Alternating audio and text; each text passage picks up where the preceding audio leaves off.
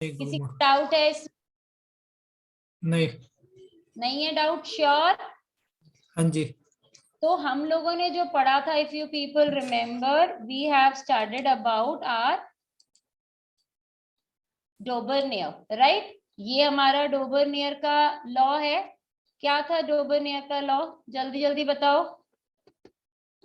हमने क्या पढ़ा था कि उसने 3 एलिमेंट्स लिए। Suppose this is A, this is C, तो बी का एटॉमिक मास उसने एवरेज से निकाला 2 के, right? This we have started.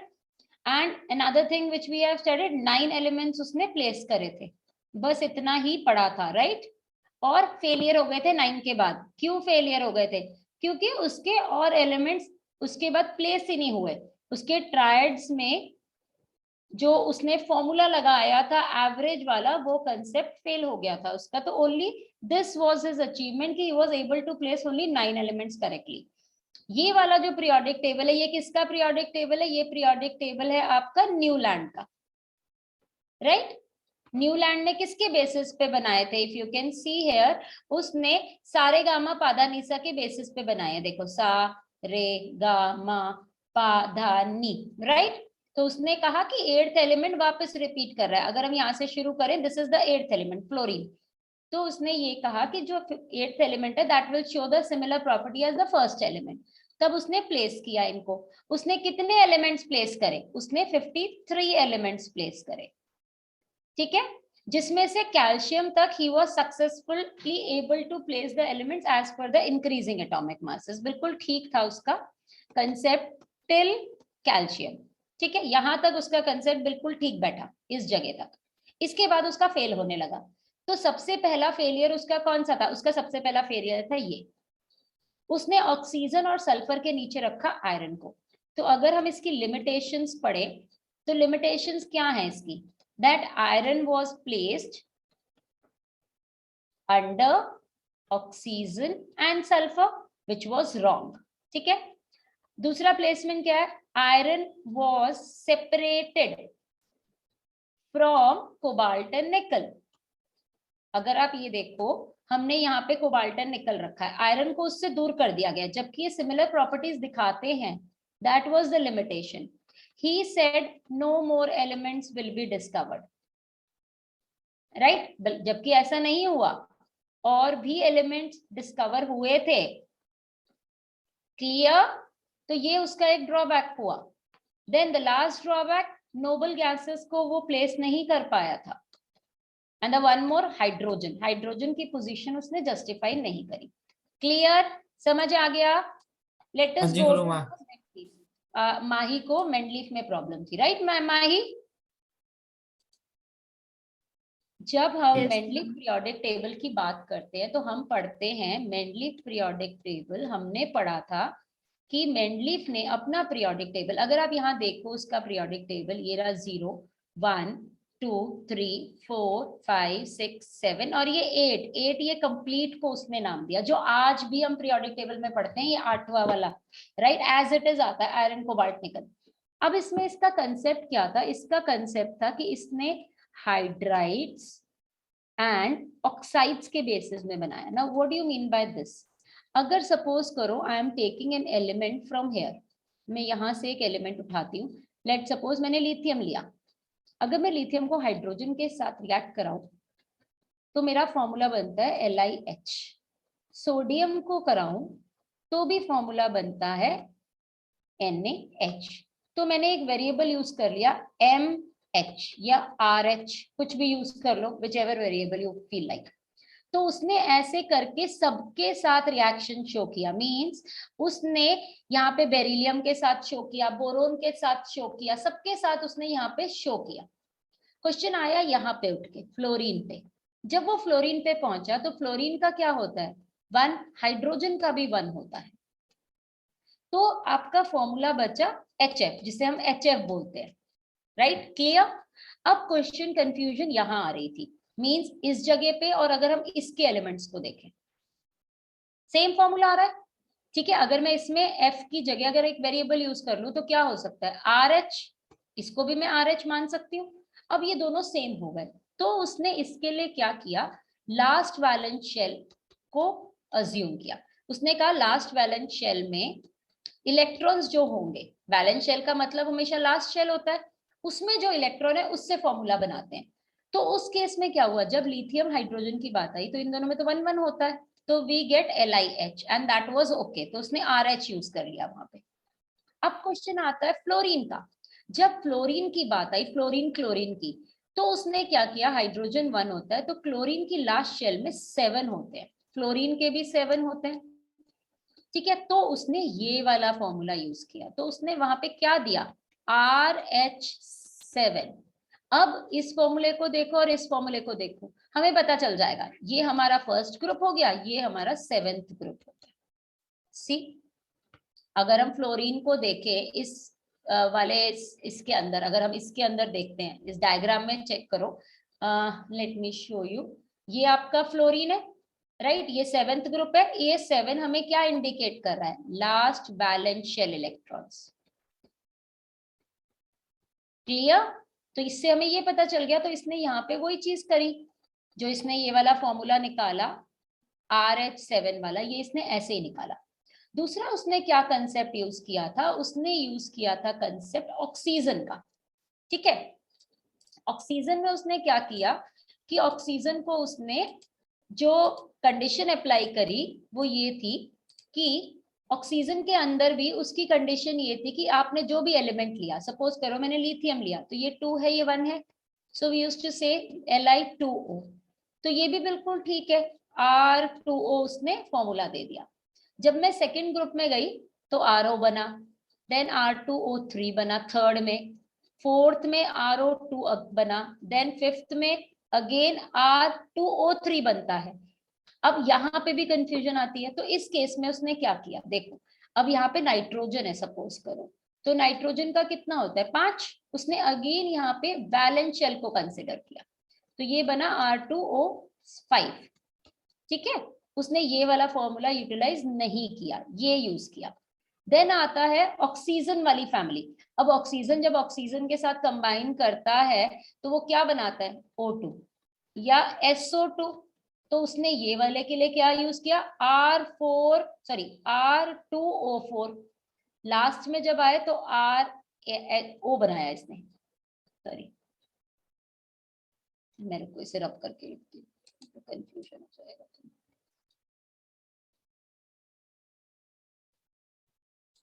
उसने क्या किया, ये वाला जो फॉर्मूला है आपका, ये किसका बनाया उसने, चेकआउट है कार्बन का।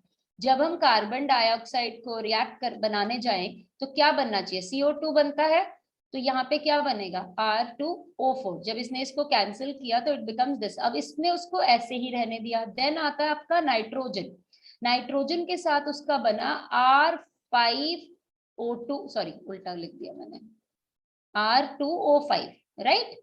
क्लियर ये वाली चीज कि इसने ये फॉर्मूले बनाए, आपके ये कहीं यूटिलाइज नहीं होने वाले, so don't get panic after seeing all this कि भाई इतना सब कुछ क्या पढ़ना है हमें।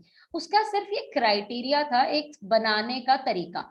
उसका कहना था अगर हम ऐसे डिवाइड करते हैं तो पीरियोडिक प्रॉपर्टीज अपने आप को रिपीट करती हैं, मींस जो आप यहाँ पे देखो Li, Na, K, copper, rubidium, ये सिल्वर, ये सब आपकी प्रॉपर्टीज को रिपीट कर रहे हैं, बट इसका कुछ ड्रॉबैक भी थे, बहुत सारे थे। अब वो ड्रॉबैक क्या थे, पहले पढ़ते हैं अचीवमेंट्स के, अचीवमेंट्स क्या थे, let us study first the achievements. अगर मैं अचीवमेंट्स की बात करूं तो अचीवमेंट उसका क्या था कि उसने, उसका सबसे पहला अचीवमेंट था उसने टैबुलर शेप दी एक, जो आज तक कोई नहीं दे पाया था। हर कोई म्यूजिकल नोट्स बना रहा है, कोई अपना ट्रायड्स बना रहा है, but nobody was able to give a shape to the periodic table. इसने शेप दी। He was the first person who made 8 groups and 7 periods, right. उसका ड्रॉबैक क्या था न्यूलैंड का, वो आयरन, कोबाल्ट एंड निकल वाला, वो उसने क्लैरिफाई कर दिया। ही प्लेस्ड आयरन, कोबाल्ट एंड निकल टुगेदर as इनकी प्रॉपर्टीज रिजेंबल करती है, as their properties resemble each other, ठीक है। देन आता है नेक्स्ट, उसने और क्या उसका अचीवमेंट था इसके अंदर, उसका अचीवमेंट था कि कुछ एटॉमिक जो कुछ एलिमेंट्स थे उनका मास ना गलत था न्यूलैंड के पीरियोडिक टेबल में। लाइक अगर हम बात करें इसकी आपके प्लैटिनम की और गोल्ड की, इन सब का एटॉमिक मासेस ना उसने गलत दिए थे यहाँ पे, ठीक है। सिल्वर, गोल्ड, इसके एटॉमिक मास भी उसने गलत दिया था, ये उसने करेक्शन किया, ठीक है। तो next was achievement was correction of wrong atomic masses, ठीक है। देन उसने और क्या किया, और उसने ये किया कि if I see this period, ये जो आपको ग्रीन कलर के दिख रहे हैं, ये जो दिख नहीं रहा पिंकिश कलर का, let me take another colour.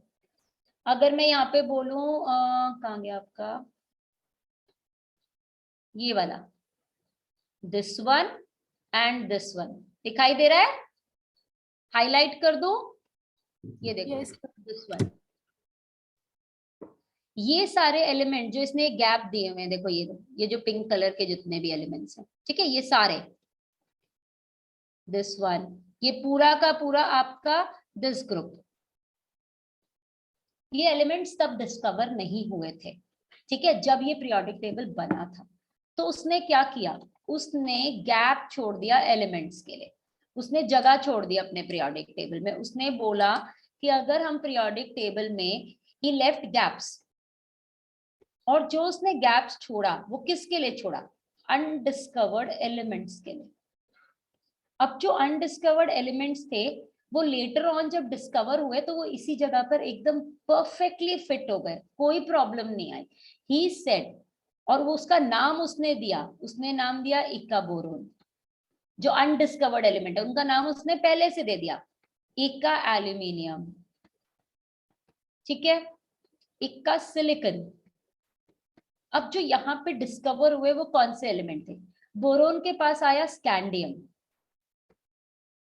Aluminium में आया आपका जर्मेनियम, और स्कैंडियम में डिस्कवर हुआ गैलियम, ठीक है। सी है, अब देखो, Sc means scandium, Ga means gallium and Ge means germanium. ये सारे प्रॉपर्टीज उसने बोरोन, एल्यूमिनियम और सिलिकॉन के बेसिस पे बताई थी, और ये बिल्कुल ठीक थी, कोई डिफरेंस नहीं था इनकी प्रॉपर्टीज में। जैसा उसके आसपास के एलिमेंट्स थे और जैसा उसने नाम यहाँ पे दिया था, that was absolutely correct. Aluminium germanium aluminium के नीचे ही आता है पीरियोडिक टेबल में, सी है, यहाँ आपको दिखाई देगा, मैं इसे थोड़ा और एनलार्ज कर देती हूँ।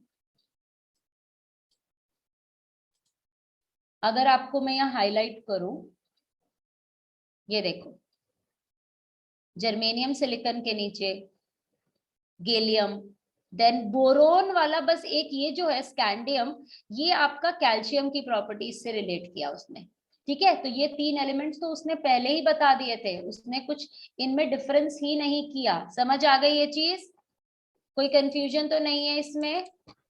आगे गुरु माँ समझ। एक मिनट, हाँ मैंने नाम थोड़ी उल्टा कर दिया, इसको सही कर देते, ठीक है। ये है आपका है germanium and this is your gallium. Okay, clear about this much. अब आता है ड्रॉबैक, तो इसका पीरियोडिक टेबल क्यों फेल हुआ, क्वेश्चन आता है why his periodic table has been failed. तो इसकी लिमिटेशंस आती हैं। लिमिटेशंस क्या थी इसकी, कि इसने, if you can see the periodic table of Mendeleev, इसने एक गलती करी हुई है इसमें। आप मुझे बताओ, जो आयरन है 50, अब इसका periodic table increasing atomic masses पे था, कोबाल्ट का मास ज्यादा है, निकल का मास कम है, तो according to increasing atomic mass इसको इधर होना चाहिए और इसको इधर होना चाहिए, बट ऐसा नहीं था, और वो जस्टिफाई नहीं कर पाया इसको। जब आप अगर सपोज करो आप कोई गलती करते हो तो आप क्या करते हो, आपको मम्मी बोलती है क्यों करी है गलती, तो आपके पास जवाब होता है उसका, यानी कि आपके पास जस्टिफिकेशन होती है। मेंडलीफ के पास जस्टिफिकेशन नहीं थी, means he was not able to justify that why he has placed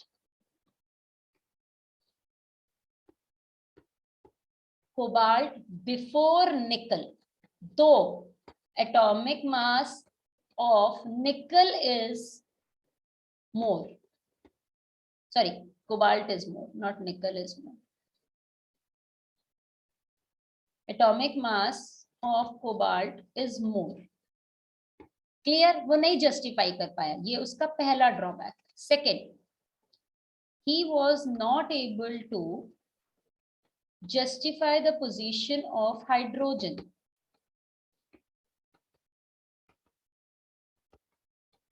means hydrogen को उसने सबसे ऊपर ही रखा, लेकिन क्यों रखा वहां पे पता नहीं। जबकि हाइड्रोजन की अगर हम प्रॉपर्टीज देखें तो हाइड्रोजन हमारी कुछ प्रॉपर्टीज ऐसी दिखाता है जो कि हम ये कह सकते हैं कि उससे आइडेंटिफाई करती हैं, आपके क्लोरीन फ्लोरीन से भी करती है और अल्कलाइन मेटल से भी करती हैं, तो दोनों के साथ जस्टिफिकेशन होता नहीं, वो कर नहीं पाया।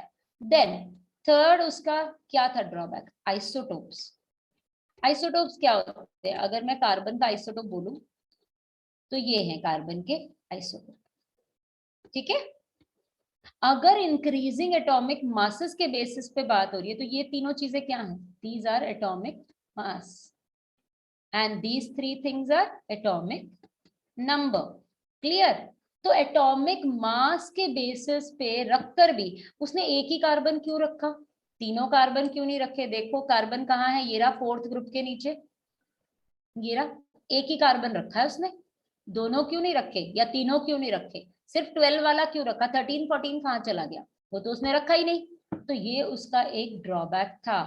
तो यहाँ पे क्वेश्चन क्या था कि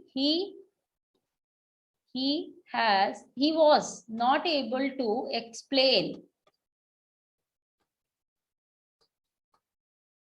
why isotopes are not placed.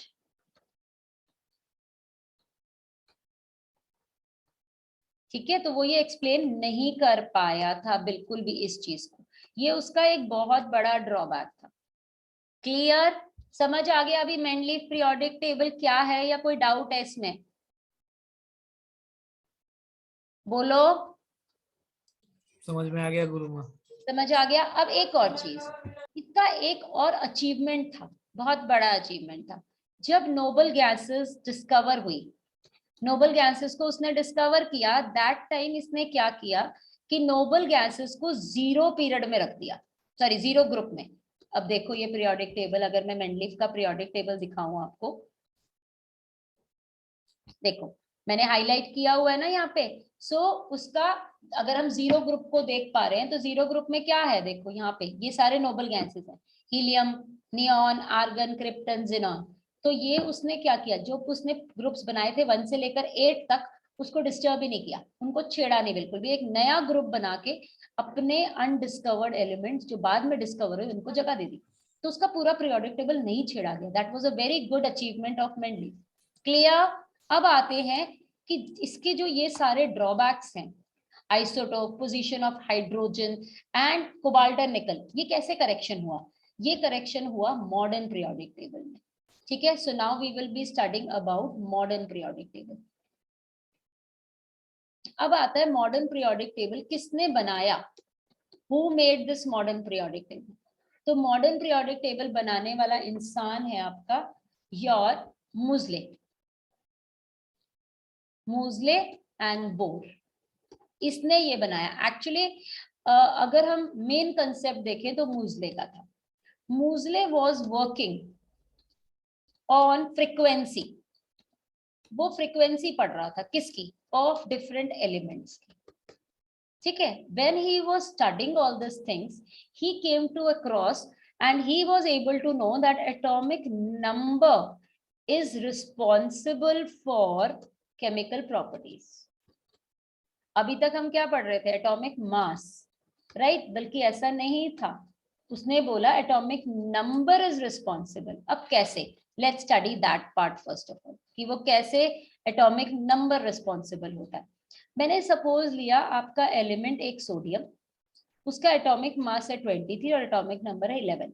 तो हम इसको अगर KLMN में डालें तो हम क्या डालते हैं, 281, राइट, हम यही चीज डालते हैं।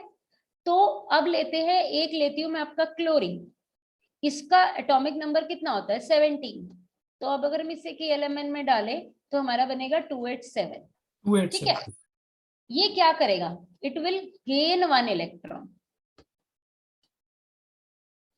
ठीक है, और ये क्या करेगा, इट विल लूज 1 इलेक्ट्रॉन।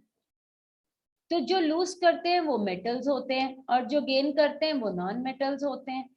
तो हमें यहां से किससे पता चला? हमें इलेक्ट्रॉन से पता चला। और इलेक्ट्रॉन हमें किससे मिलता है? इसी से मिलता है, क्योंकि this is equal to number of protons and this is equal to electron in an atom. Atom के अंदर तो इलेक्ट्रॉन प्रोटॉन सेम होते हैं ना। तो हमें एटॉमिक नंबर से ये क्लैरिटी मिल गई कि एटॉमिक नंबर डिफाइन करेगा केमिकल प्रॉपर्टीज को, ना कि एटॉमिक मास। तो ये बना हमारा मॉडर्न पीरियोडिक टेबल का फर्स्ट रूल।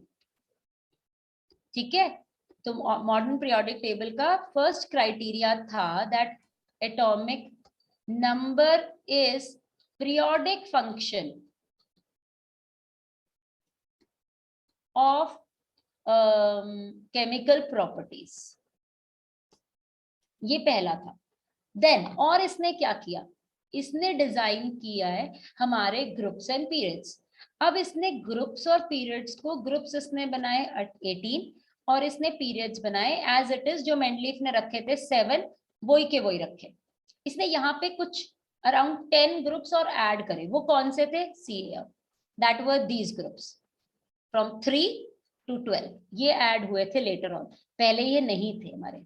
ठीक है, दूसरी चीज, उसने एलिमेंट्स कितने हैं पर पीरियड, उसके लिए एक फॉर्मूला दिया। उसने बोला जब हम KLMN डिवाइड करते हैं as per the rule 2n², तो हम कैसे डिवाइड करते हैं? 2, 8, 18, 32।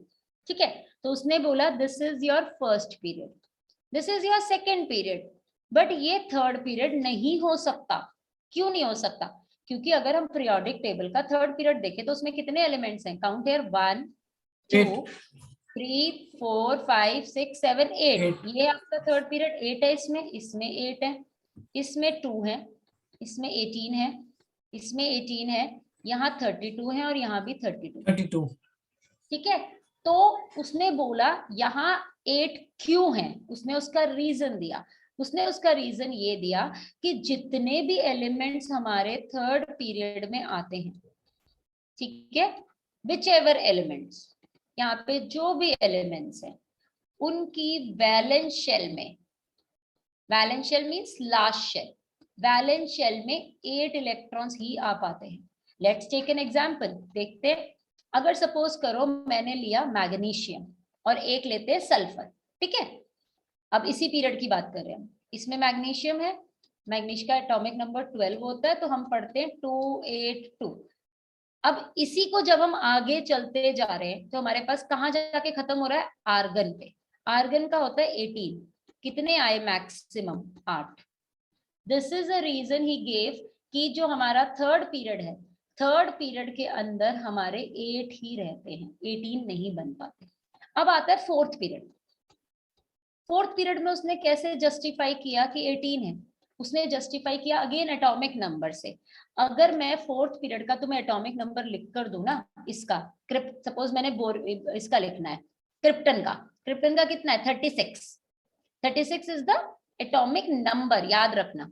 ठीक है, लेट अस डिवाइड दिस। मैं बात कर रही हूँ क्रिप्टन की। 36 होता है, इसे KLMN में डिवाइड करते हैं तो कितना हुआ? 2, 8, 18। कितने हो गए? 10 + 8, 10 + 18 कितना हुआ? 28 एंड लास्ट में 8।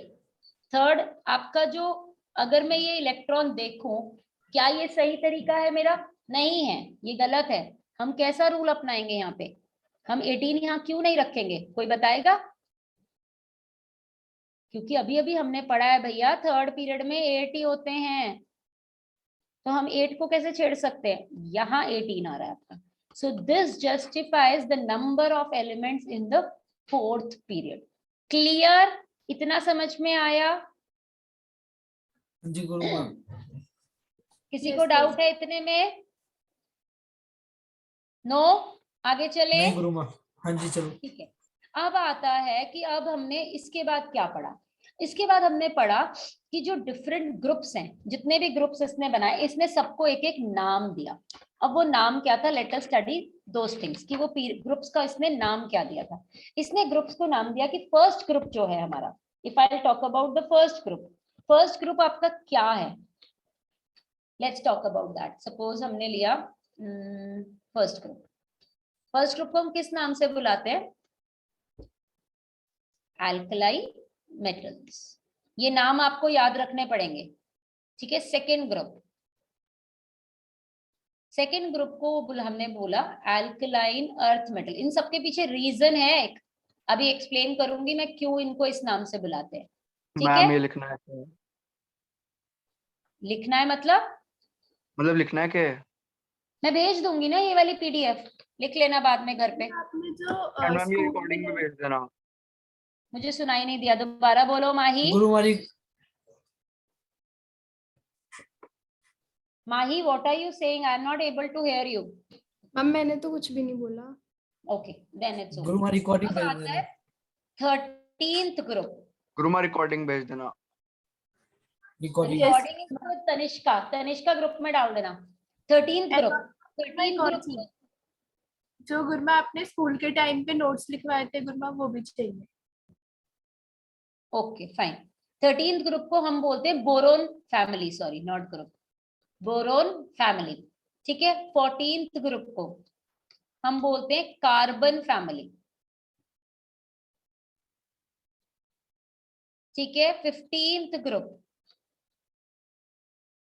इसे हम नाइट्रोजन फैमिली बोलते हैं। Then 16th group, we used to call them oxygen family. गुरु माँ ये नहीं हो पाएंगे याद। क्या दिक्कत है इसके अंदर? 17th ग्रुप अभी बता देती हूँ कैसे याद करने हैं, वो भी तरीका दे देती हूँ। Halogen. And your 18th is inert gases. Inert gases बोलो या नोबल गैसेस बोलो, कुछ भी बोल सकते हो, ठीक है। अब ये कैसे आपको याद रखने? Go to the periodic table, let us come to the periodic table. मैं पहले पीरियोडिक टेबल पे सब चीजें रख कर दूं। ये देखो, let's talk about periodic table में। इसको थोड़ा और बड़ा करते हैं। बड़ा क्यों नहीं है ये वाला?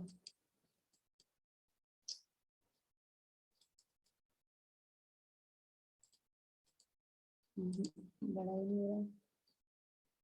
How to do this? I am not getting. See, अब इसके अंदर अगर आप ध्यान से देखो तो ये जो आपका ग्रुप है, अगर मैं पहला ग्रुप देख रही हूँ इसका, ये वाला, ये वाला ग्रुप है इसका, और ये वाला, इसे हम कहते हैं एल्कलाई। इन्हें कहते हैं एल्कलाइन अर्थ मेटल, ठीक है। अब इन्हें एल्कलाइन अर्थ मेटल क्यों बोलते हैं उसका रीजन देती हूँ।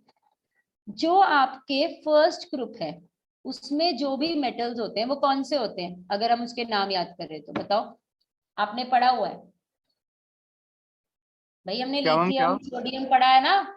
जो इनके जो ये जो मेटल है, जब ये पानी के साथ मिक्स होते हैं, मींस वाटर के साथ मिक्स होते हैं, तो क्या बनाते हैं? बेस बनाते हैं। ये हमने मेटल्स नॉन मेटल चैप्टर्स में पढ़ा है। इसके जो मेटल्स हैं आपके एल्कलाई अर्थ मेटल, जो कि कौन से हैं? मैग्नीशियम, कैल्शियम, इनके जो ऑक्साइड्स हैं, जब वो वाटर के साथ मिक्स होते हैं तो वो बनाते हैं एल्कलाइन। मींस एक तरीके का बेस ही होता है जो पानी में सॉल्युबल होता है, ठीक है। Clear about this much? Let's come to the 13th group. 13th group को देखो, ये तो रहा आपका 13th ग्रुप। अगर हम 13th ग्रुप को देखने जा रहे हैं तो कौन सा है आपका 13th ग्रुप? सबसे पहला एलिमेंट बताओ उसका कौन सा है? ये देखो ना, बोरोन नहीं है? बोरॉन। हमने इसको बोरोन फैमिली बोल दिया। यहाँ पे पहला मेंबर कौन सा है? कार्बन, तो कार्बन फैमिली बोल दिया। देन नाइट्रोजन फैमिली, ऑक्सीजन, आपको जो नाम याद करना है वो इसका करना है, हेलोजन। हेलोजन। और ये वाला बन गया नोबल गैसेस, जी ठीक है। क्लियर हुआ? हाँ जी गुरु। थोड़ा सा टाइम लगेगा, याद हो जाएगा, don't worry about that. Clear? इतना समझ में आ गया? कोई डाउट है इतने में? गुरु माँ 18th ग्रुप बता दो एक बार। बेटा 18th ग्रुप आपका नोबल गैसेस है, ठीक है। ये रहा देखो, this is the noble gases जो 18th ग्रुप में आपका बनाया हुआ है मैंने, जहां लिखा है नोबल गैसेस। क्लियर? ये देखो, हाँ जी गुरु माँ, क्लियर। क्लियर है? Okay, so let us go further now. अब आता है आपका कि पीरियोडिक टेबल से इस अब Ma'am. इतना सब कुछ तो हमें पता चल गया। somebody wants to say something? Ma'am yes ma'am, ma'am आज के लिए बहुत है, बहुत ज्यादा हो जाएगा, फिर याद नहीं रहेगा, समझ में नहीं आएगा, सब कुछ मिक्स अप हो जाएगा, खिचड़ी यस बन मैम, जाएगी। यस मैम, बहुत पढ़ लिया, हम सर दर्द हो रहा है, हम पढ़ते तनिष्का, स्टॉप द रिकॉर्डिंग। गुरु माँ कल क्लास है? तनिष्का, स्टॉप द छुट्टी है। रिकॉर्डिंग।